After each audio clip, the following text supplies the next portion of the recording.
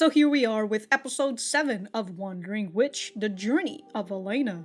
Last episode, we got to see Saya again, who is now called the Charcoal Witch, and I would suppose we had a palate cleanser, 2 palate cleanser episodes, maybe? We got to see Fran and Saya again, so that's nice, and I would presume we're just gonna dive right back into some dark stories. I don't know. All I see is that episode 7 got 2-parters, and the last time we saw something that got 2-parters was episode 3, so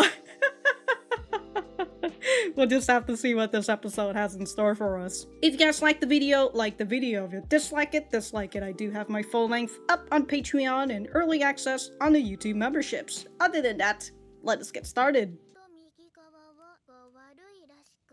Look at the dad just eating. Is that an egg pudding or like what is that?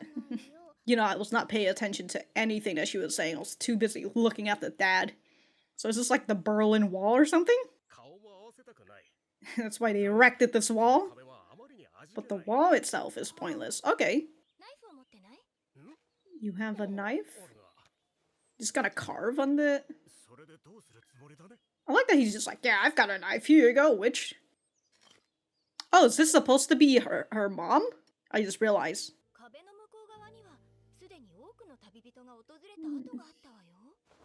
Uh-oh. Uh-oh, coax him into it. Okay, so it is. Okay. She's just fucking with her.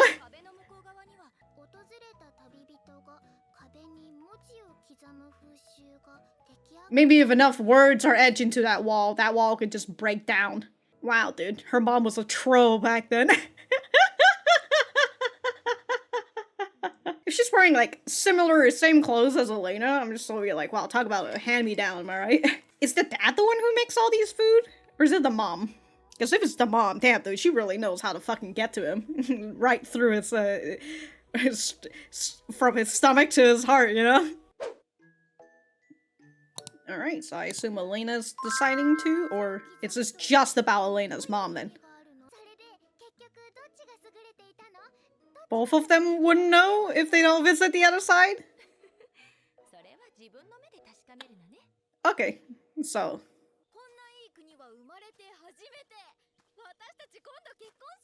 we'll be getting married. Oh, Saya's here. The muscly dudes we've been seeing since episode 3. This country's as great as our muscles. Really faked me out with Elaina. Can you clean this wall up? Or just destroy it? Again? Uh-oh. Yeah, I still have the same knife.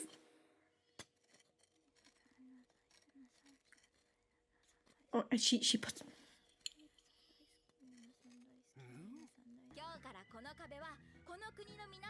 Make the people of this country carve their passion.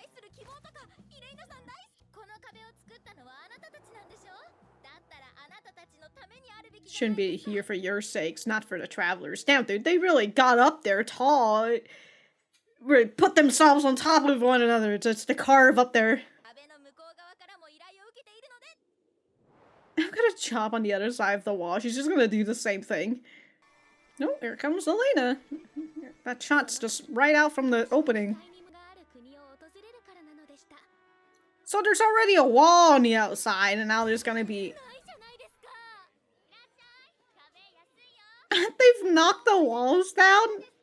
They're selling the rocks, though. This isn't just debris. Debris from the... You're the traveling witch. Huh?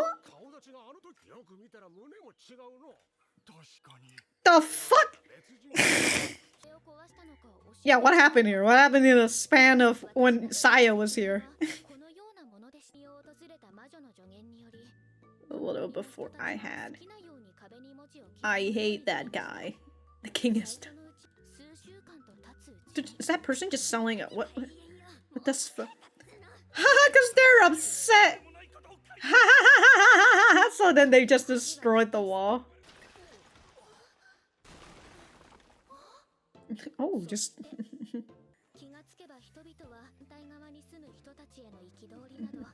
Damn, there's just fucking... just straight and gays everywhere!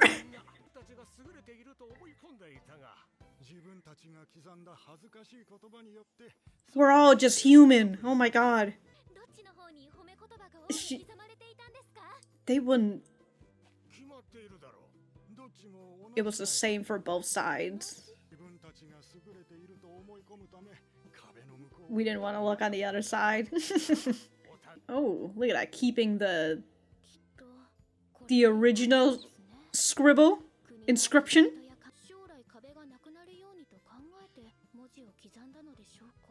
No, I think she was just there to troll. I love that. The debris is just a memento. For a second there, I thought she was selling rocks to, like, eat. Hmm? Elaina! Oh no, she's... Oh no, the Elaina pieces. They're...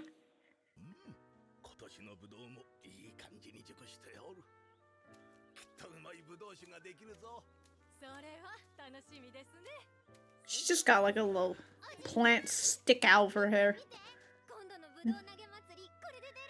Grape throwing festival. Damn, dude, she has to step on all those grapes? Okay, so we've just been having two stories about splitting towns and village. This village. That village. What names, dude? Look at all those dudes just staring at her. That's why it came to this village and not that one. No, it's not. Why you have wine from that village? This? Oh, shit! Grape stomping. Oh, shit.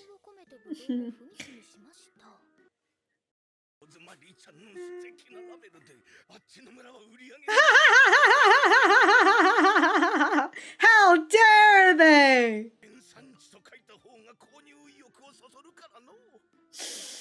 Of course, she's a beautiful woman, huh? Appealing to fetishes!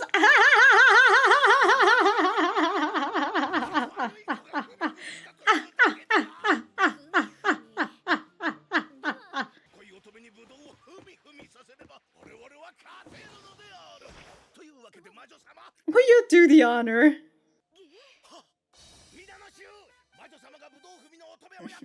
Oh, she said gay. Wow. Step on me too.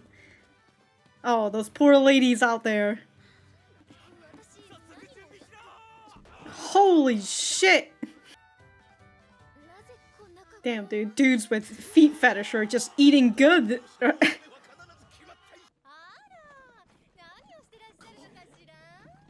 Oh shit, it's Rosemary!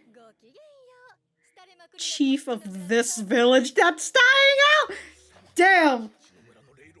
Damn, she's really coming in.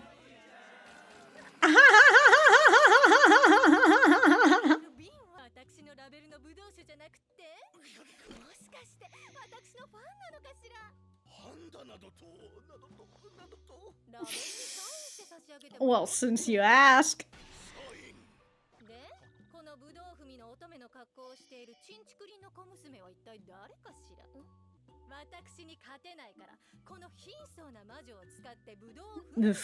Yeah, have to be a thick girl stepping on grapes?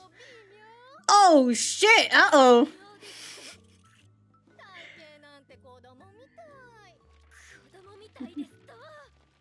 Look, if we're... Oh, she is a child, uh-oh.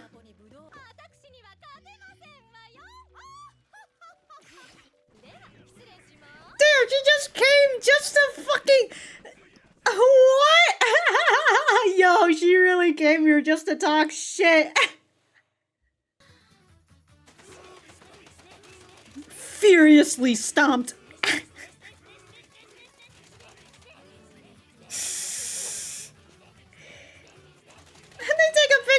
she's so furious.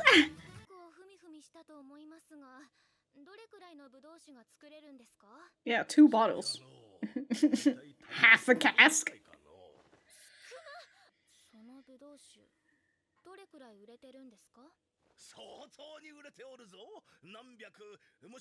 Thousands, maybe, huh? No, she's not. She's just the face. Yeah, you think she's actually stopping on all that?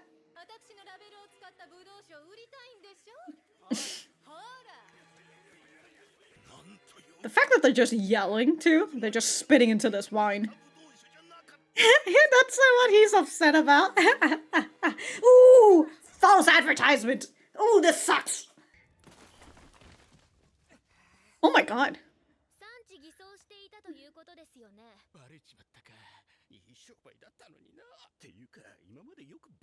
It's kind of amazing. Ew, I've been drinking wine stepped on by dudes. God, the women in the back. Yeah, it's capitalism.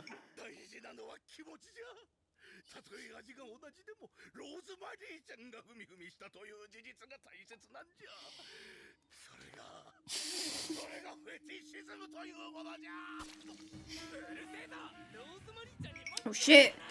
I love that they're specifically picking out. Oh shit, it's a full grape now. They're having a full grape fight. Oh shit. Oh, meanwhile, she's getting crunk out here. Damn, already crunk.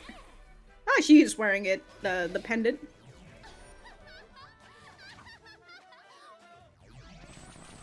Holy shit, fire him off like... Yo, machine guns out here.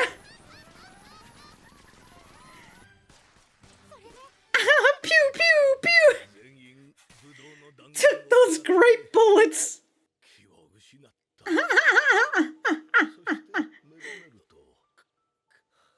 The witch was gone.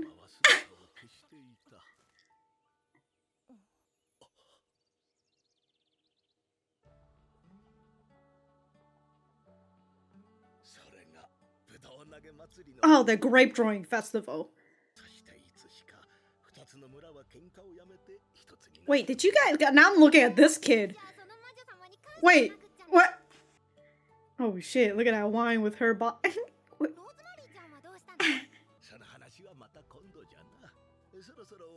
That's a story. Who is that woman over there? Who is she?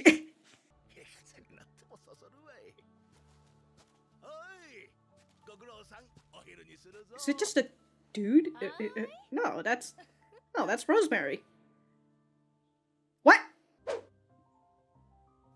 What? As I said, dude, people with feet fetish, dude. that last half right there, that was for them. I have no words, honestly. I have no words. Although I did say I did kind of come in expecting this to be a bit of a darker tone, but it wasn't. In fact, it was a little bit more in the idea of the whole point, like unity, right? United, like two sides that were divided, and then eventually they find the unity and strengthening up with one another and all that. But I feel like nothing really too much specifically that I wanted to talk about for this episode. Kind of just felt like this episode really wanted to point out its the perverseness that it has, and it just wanted to flaunt that a little bit. I felt with this episode. All right. Well, I'm gonna go right back to the center. All right, so that was episode 7 of Wandering Witch, The Journey of Elaina. Let me know what you guys think about it in the comments down below. You know that I always like talking to you guys. For me, I thought that this was a pretty nice episode, probably. Again, as I was saying, right, both of these episodes have the idea of two sides being divided, but they don't really think much about the other side because they're too busy thinking about themselves, and then eventually whatever that's keeping them from looking at each other, looking at each other as like actual human beings and not rivals or whatever, that breaks down, and then they eventually find unity within. They find unity within that whole spiel. Anyways, I, as I said, I feel like I don't really have too much to say. Although I'm kind of over here thinking, like, how many years have we gone past now at this point? Consider that, because like the story, they're not all taking place in order, right? They're all just kind of scattered all over the place, and that's the whole thing about the whole beauty of these types of like wandering journeys, where you can just go back and forth in the timeline. So it kind of makes me feel like, is this one of the first places that Elaina went? But then this is also a fantasy world, so I don't know if they have a drinking age. So, I would presume she's already 18 by the time she's just like, I'm here for my first wine, and she saw you were getting crunk on her first wine and whatnot. But, like, time has passed a lot that there's a kid now, and, like, the old man who had a feet fetish for Rosemary is now married to Rosemary and now has a kid, a son who's like, it looks like he's 3 or 5 years. I don't know if 3-year-olds. I was gonna say I don't know if 3-year-olds can talk, but like I'm so thinking about modern times where like kids have a much harder time to talk because they're not really talking to their parents a lot of the time.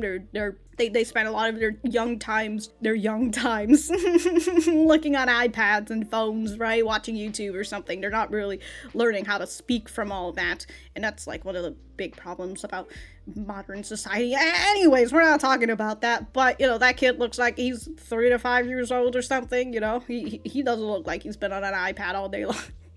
So he probably, like, he can talk. So, if he's around that age, so I'm just like, how many years has this been? I guess what is told is that that's just, because, like, both themes of this episode as well, is that it's being narrated not by Elaina, which I thought was an interesting point as well, because, like, throughout all the other episodes, it's kind of been narrated by Elaina, that it's Elena's writing, I would presume, but for this episode, it was through the narration of Nikke, or Elena's mom. That was doing part for the first half, and then the second half being the old man who is telling the story to his kid about the witch that came to save them, to help put this and that together, So, yeah, I thought that was an interesting point as well. Again, both of these stories, they end up with a little bit of a wholesome element to it, but there's just that weird perverseness that comes in this show that I don't really vibe with as much.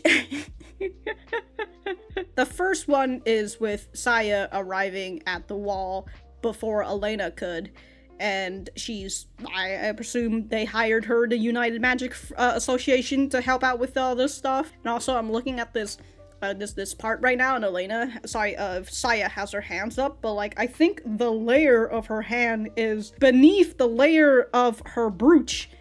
So it just like the brooch is just over her hand.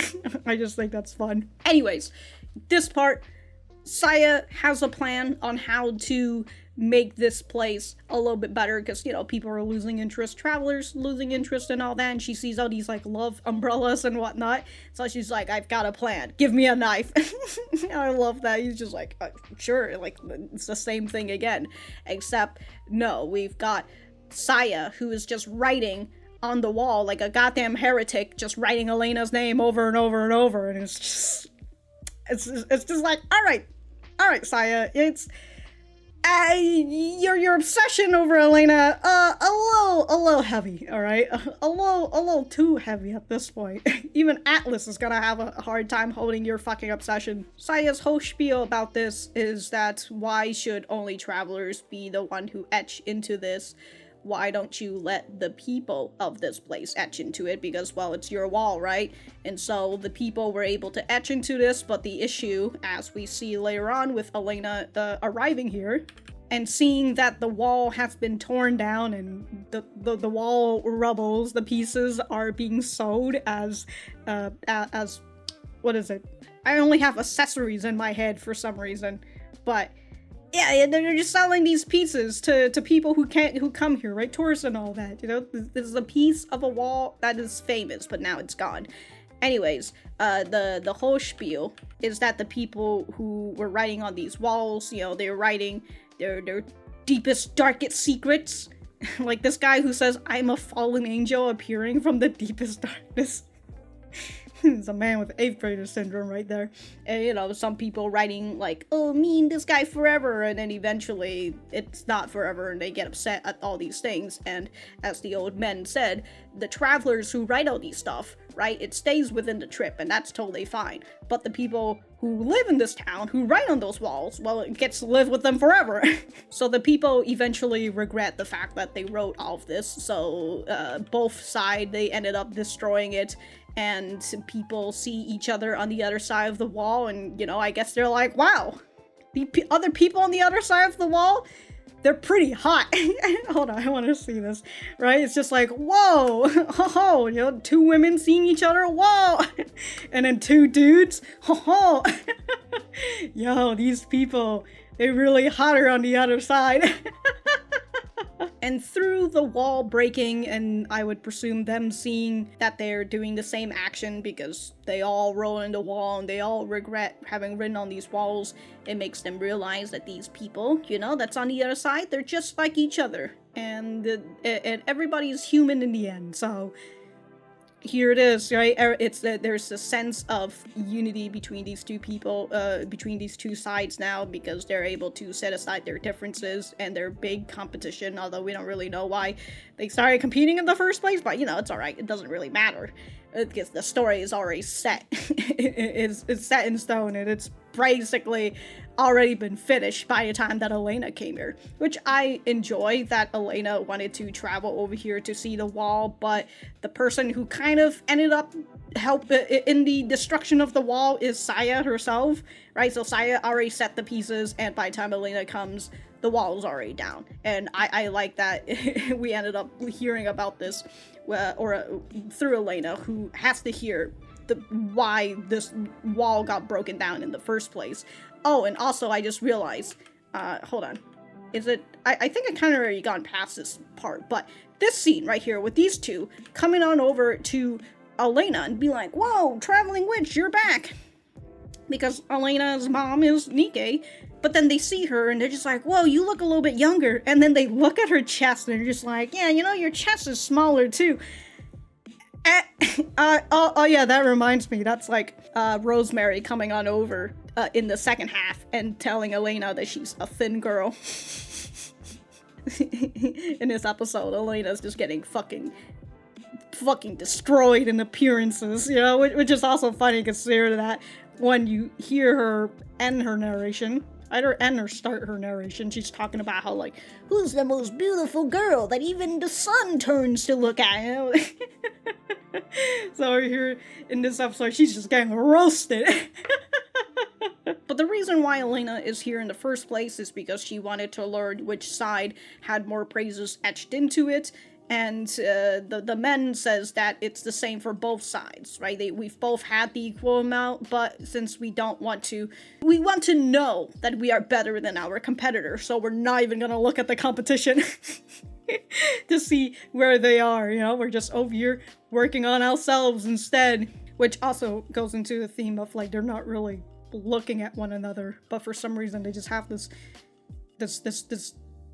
competition, this hatred even. We did have Elaina thinking about this whole aspect of, like, well, you know, I'm sure this all worked out for the best, and that in the end, a country isn't for travelers or tourists, it's for the people who are actually living there, right? And so with that wall there, it really feels like all these the people in that country who were fighting with each other, which I'm over thinking, like, there was already a wall around them, so, like, they hated each other so much that they built another wall that's in between. Damn, dude, these people really like being walled off. But, you know, walls are there for raiders and whatnot. Anyways, I thought that was perhaps, like, the whole thing is that because the wall was made for tourists and travelers to scribble on.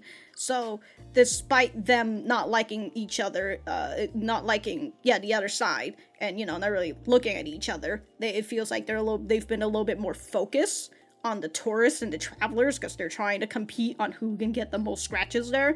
So the country itself ended up thinking a little bit more externally towards the tourists and the travelers instead of internally and towards each other. And so that's why with the wall breaking down now, I mean, they're still kind of selling the pieces to tourists and all that, but now the people are in the country who are living there are actually able to interact with each other from the other side and whatnot. So I don't know if that makes any sense, but, you know, if I remember, I'll write, or maybe I might write it a little bit more clearer in the description. But we head on over to the second half with the Great Village, This and That Country, and we've got an old man who's just out here, you know, looking at the grapes, great grapes and all that, and we've got this woman stepping on the grapes. It was Rosemary this whole time. Are you saying this man banged her? Although I was kind of looking at this in a bit of a darker view, because again, I was still kind of expecting this to go dark at some point, but no, this whole episode was just overall wholesome, but but it gives me weird feelings with their perverseness. But I remember looking at the scene, I'm just over here like, what is this guy doing? He's just over here fucking looking at grapes? Well, this woman's just out here stepping on a whole fucking... I don't know what these are called, but they're like buckets, but not really. But, you know, there's a lot of grapes that she's gotta step on. Oh, wait, actually, this boy's calling him grandpa. If he's the grandpa. Unless he's just, like, old enough, Alright, you know what? There's so little information. I don't know what is happening. How long is this far into the future when they're just talking about Elaina coming on over? I'm just over here like, wait, y'all had like kids? This is your grandchild? Y'all had other kids? How? Alright. I suppose he does look a little older, like maybe 10, 20 years older. You know, you can see like his receding hairline in that part, but like, you know, you don't see the creases on him anymore. But this whole second half of the episode, the feet fetish just coming right out, just seeping through the anime. The fact that it's grape wine that's being lovingly stepped on by Rosemary, and this man's over here like, fucking great, you know, I get to drink wine that's been stepped on by a beautiful woman.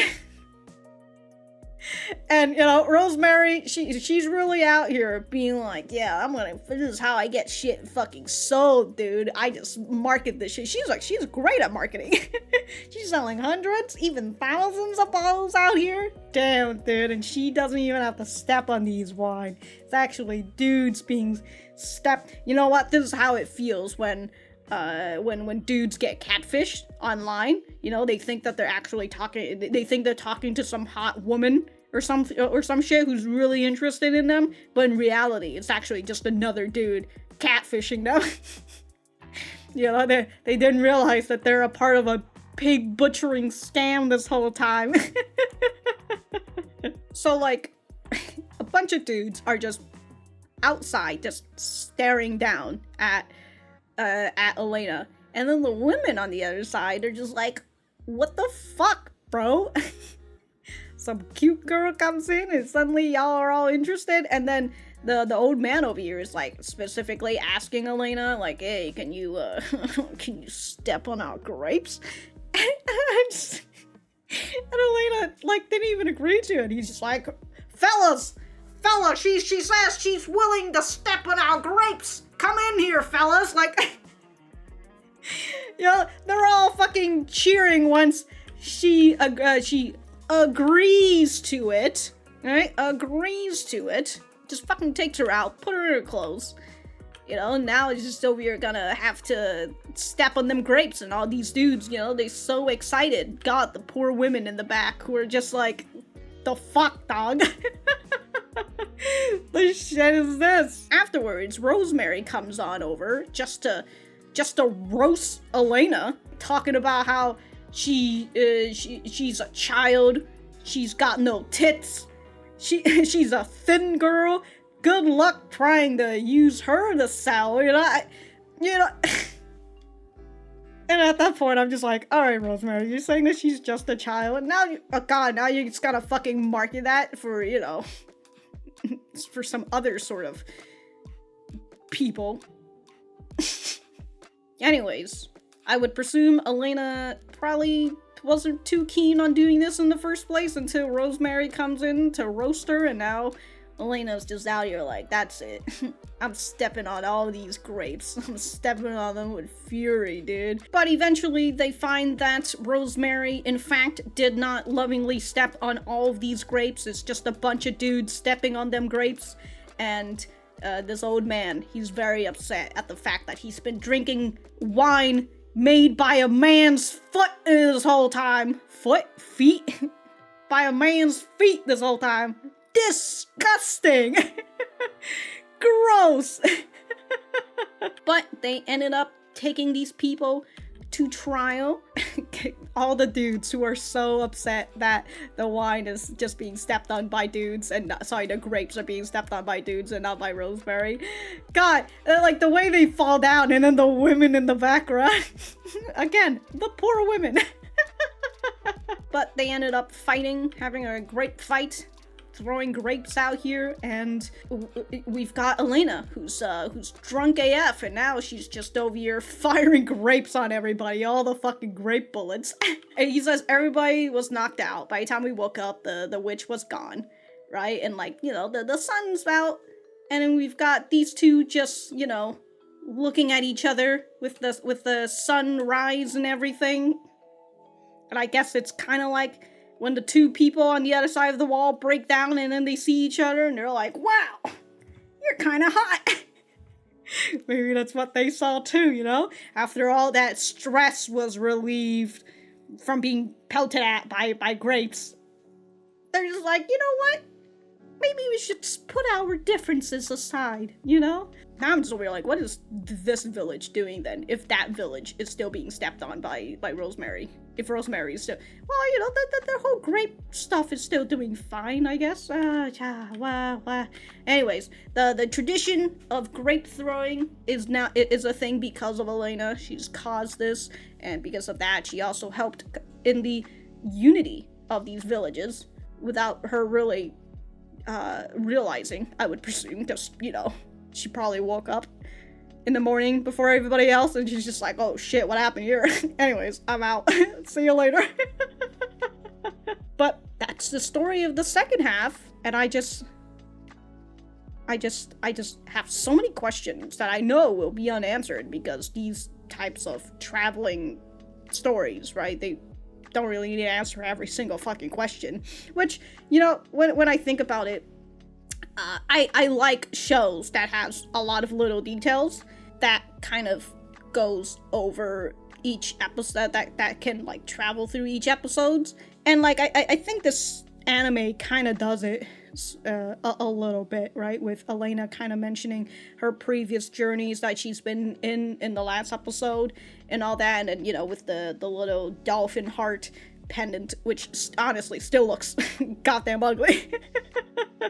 You know, with both Saya and Elaina wearing that, kind of signaling that we are now past the timeline when Elaina met Saya, and you know, Saya giving her that. I like those small little details, but like all the other what seemingly feels like slightly unimportant details, like, you know, all these stories that that Elaina falls into, right? These details aren't really needed, but I'm just a fucking detail loot goblin at this point. I just want to loot more details, and I just have a lot of questions that I just know aren't going to get answered, and it makes me just a little sad. But I do feel that there are still some minor details in this show that gets passed on over, so I like it for the most part. But if I have anything else to say, I will write it in the description down below. Thank you guys for sticking around, and I will see you guys in the next episode.